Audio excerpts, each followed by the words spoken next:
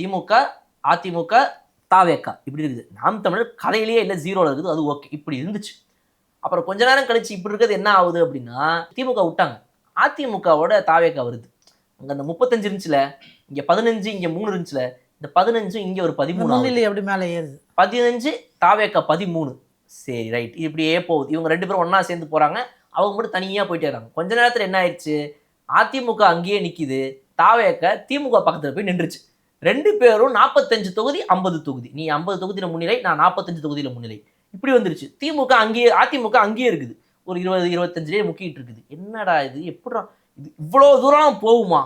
ஒரு தாவேக முதல் அரசியல் களத்துல உண்மையா போராடுறாங்க.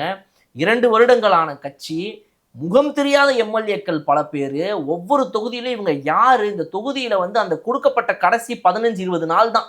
அந்த 15-20 நாள்ல இவங்களால அந்த தொகுதிக்குள்ள போய் எத்தனை தெரு இருக்கு, எத்தனை வீதி இருக்கு, எத்தனை வீடு இருக்குன்னு பார்க்க முடியுமா?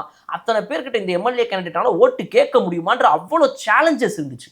அப்ப அவ்வளோ சேலஞ்சஸை மீறியும் இவங்க எப்படி இவ்வளவு தூரம் வராங்க, டஃப் கொடுக்குறாங்களே. சரி ஓகே, இது 9 மணி நிலவரம், சரி இது 10 மணி நிலவரம், சரி இது 11 மணி நிலவரம் தானே, இது எப்படி இப்படி ஒரே மாதிரி இருந்துருமான்னா, அரசியலை நல்லா உற்று கவனிக்கிற எல்லாருக்குமே தெரியும், ஒரு 11 மணி 12 மணி நிலவரத்துல எந்த கட்சி முன்னிலையில பெருசா இருக்குதோ அதை மாத்துறதுக்கு வாய்ப்பே கிடையாது. சொன்னாங்க எல்லாருமே வந்து இந்த 11:30 மணி 11 மணில யார் இருக்காங்களோ அவங்க தான் வந்து அப்படின்னாங்க.